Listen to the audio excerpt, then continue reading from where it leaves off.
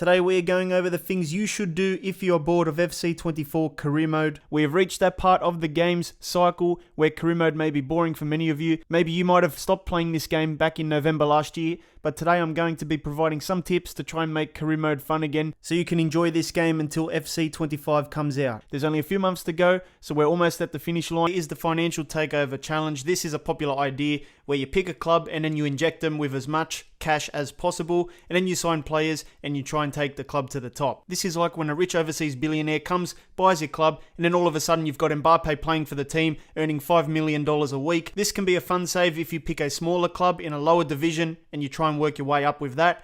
But it could also be boring for some people because once you sign the best players and you keep winning the games, what else is there to do? Now, you don't have to go and inject the club with $1 billion or pounds. You can also inject them with less, which could make it a little bit harder to sign all the best players in the first season. Just check the settings here before you start your career mode to see what you want to do. You can even do like 10 million for a club that might not even have 10 million to begin with. That could be like a mini financial takeover. You can go all the way up to $1 billion. You can do $500 million. And then 200 million, 100 million, whatever you want there. You do have to decide what you want to do here because once you get into the save, you can't actually inject more cash. So you got to make sure you know what you're doing before you actually start. Now, another pretty obvious thing that often gets overlooked is to do saves with realistic transfers only. I'm sure we've all done a save where literally in the first window, the first day of your new job, you've got this massive budget and you start buying Neymar, Mbappe, Messi, bringing them over to the club, and basically, you're just having your fun with the best players in the world. And while that is fun to play with the best in the world, it basically gets boring very quick because you're winning all these games. There's nothing else to do after a season or two.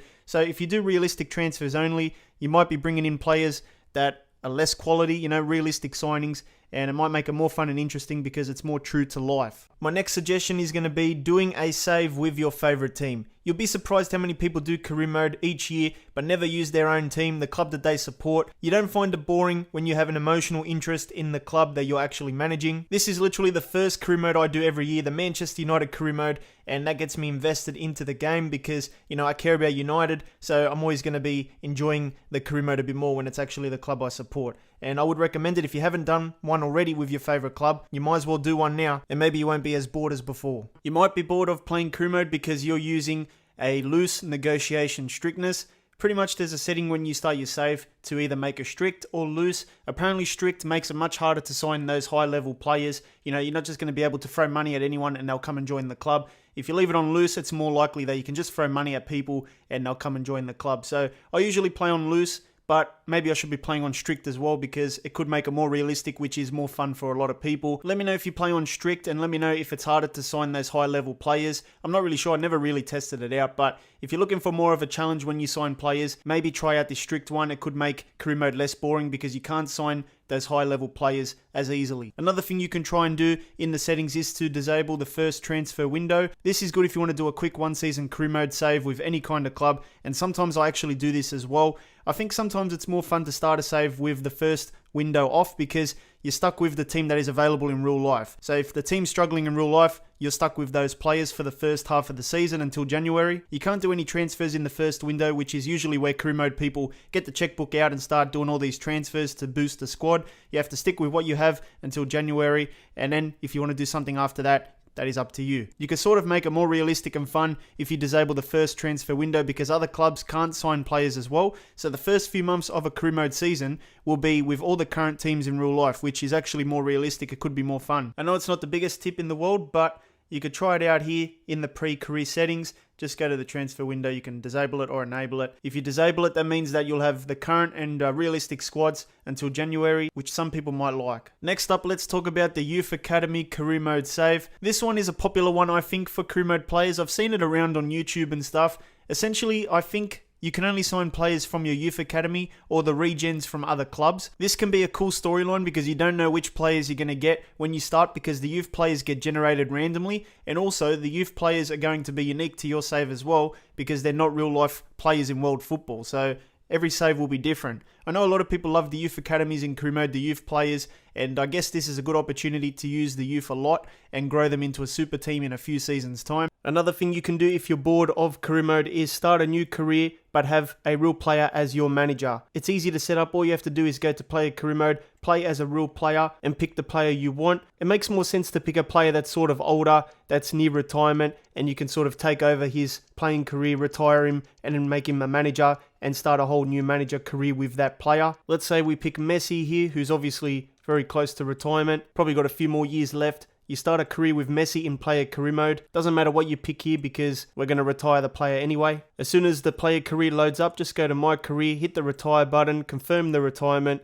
and the game is going to start giving you job offers for manager career mode. Now, you're not going to be getting 5-star teams like Real Madrid straight away. You will start in a lower ranked club, in a lower ranked league sometimes as well. Pick whichever team you want there, sign the contract, and start your manager career. And as you can see, it's basically manager career mode, but with a real player as a manager. And he's got the real face. You can customize the manager as well. It works exactly the same. And a lot of people like doing this because sometimes it's better than having a custom manager that you create or using one of the real managers as well. Obviously, manager career still plays the same after that. So if you're bored of manager career mode, you probably will still be bored even after using a real player as your manager because nothing changes in terms of the gameplay. If you are interested in doing this though, just go to Google, look up the retiring footballers. Here are some suggestions. There's Toni Kroos, there's Bonucci as well, and Joe Hart as well. So you can pick from those three, or you can just go on Google, look for some more. Now, another thing you should do if you're bored of career mode is just play an older FIFA career mode. You might want to go into FIFA 14, FIFA 15. I did play those games on the channel a few years ago now,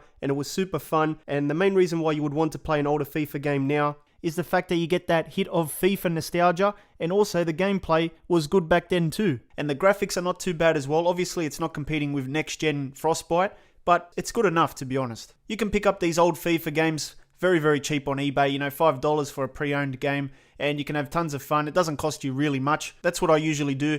And if you get sick of playing the current game, you can always go back to an older game at any time and have that fun and nostalgia, because they never get old. It just never gets tiring to play that gameplay. It's always addictive. This could be the perfect time to play The Journey. Some people never played The Journey. It came out a couple years ago now, so it's been a couple years. You might have never played it, or you might want to revisit it now because you might have forgot about it. If you have FIFA 17, FIFA 18, and FIFA 19 lying around, now could be the best time to play The Journey if you're bored. It's basically like a player career mode, but it has all the cutscenes. You get different features as well, different customization, and just stuff that you wouldn't see in normal FIFA. And since it's sort of like a story, you won't get bored playing it because there's always a progression across the 3 games. So make sure you check out The Journey if you haven't already. It's pretty cool. If it's not possible for you to actually get access to The Journey, you can always watch my playlist on YouTube. I've already completed FIFA 17's one. Now, if all those tips did not help you, you're still bored of FIFA career mode, you don't know what to do, then I guess it's time to play a whole different game. Dump FIFA altogether and play maybe eFootball or something. It is free to download. You might want to play that.